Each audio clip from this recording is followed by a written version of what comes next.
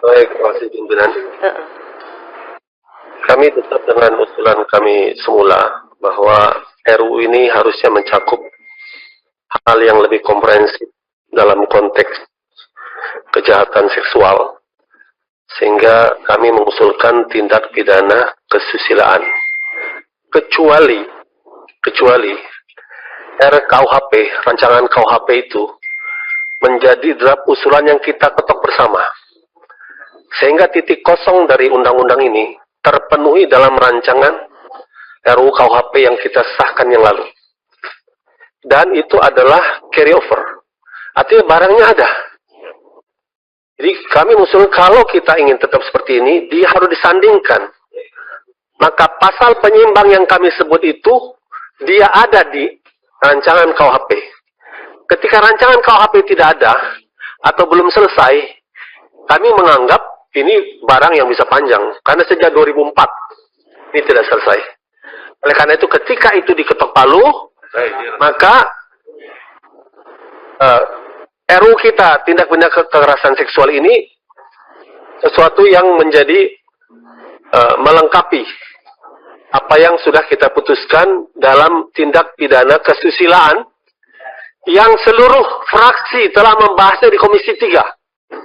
Hanya ketika di bawah paripurna waktu itu, ada satu pasal penghinaan presiden, dia tidak diketok palu. Jadi sebenarnya RKUHP itu sudah menjadi kesepakatan semua fraksi. Oke, tetapi maaf, ketika itu tidak diketuk, maka kami menganggap apa yang kita lakukan, kita buat sekarang adalah menyisakan satu norma yang berbahaya. Yaitu aspek non-kekerasan menjadi sesuatu yang tidak diatur. Kalau tidak diatur, artinya dia sesuatu yang ditolerir, tidak ada sanksi. Itu yang kami sejak awal wanti-wanti. Jadi kami sangat mendukung upaya kita untuk mencegah tindak pidana kekerasan seksual, tapi kita tidak boleh menyisakan satu ruang yang menjadi concern. Sila pertama Pancasila, sila kemanusiaan, atau bahkan di pasal 29 Undang-Undang Dasar kita. Di situ poinnya. Menurut saya, kita bisa melakukan itu. RKUHP itu, karena kita dibalak, kita bisa undang pemerintah, apalagi ini carry over, kita sahkan itu bersama-sama. Sebagai pelengkap dari rancangan kita. Sehingga tidak ada kekosongan. Sehingga tidak terjadi perdebatan sebagaimana perdebatan di Parlemenduk Ristek 30/2021.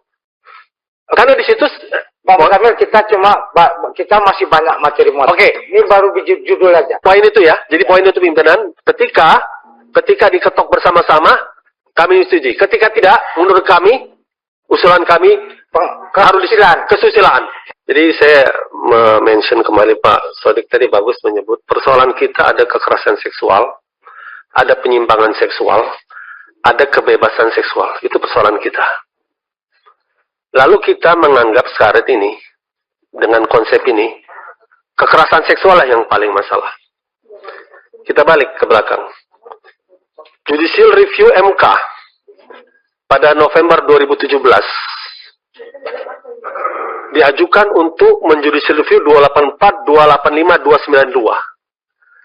Semuanya tentang pasal kesusilaan. Ya.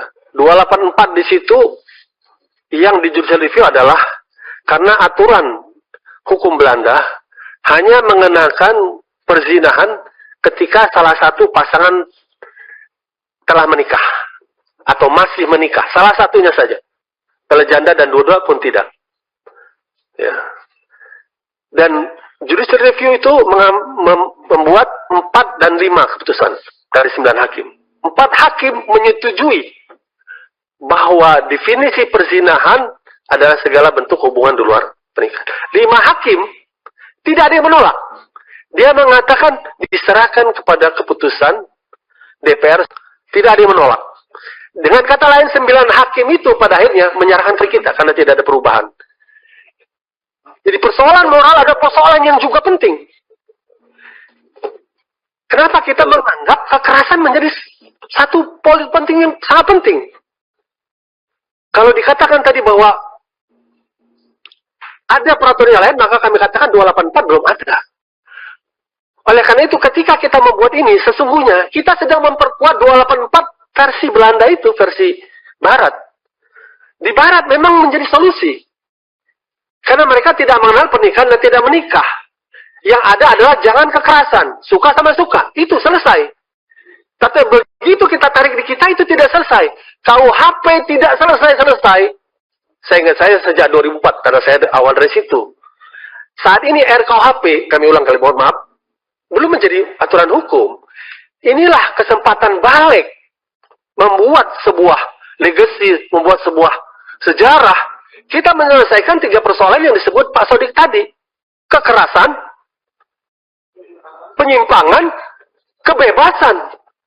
Dan jumlah, nanti Bu Mufidah di Komisi 9 bisa menyebutkan, jumlah pergaulan bebas suka dan mensuka yang berdampak kepada aborsi, hitung jumlahnya. Ya, amat. Pesta seks, suka sama suka, laki sama laki di hotel ketangkep, dan dampak dari hubungan sesama jenis itu berdampak kepada AIDS dan lain-lain juga luar biasa.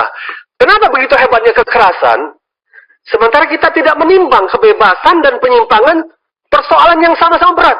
Dan kita ada di balik, kita ada yang sedang melakukan rekayasa untuk hukum kepada publik. Kenapa ini kita dahulukan, itu kita tinggalkan.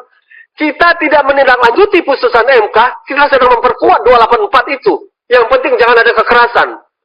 Itu yang kami mention, jadi undang-undang jadi penting. Kenapa kita berpihak sama satu kasus? Inilah cara pandang yang kami katakan seksual konsen Barat.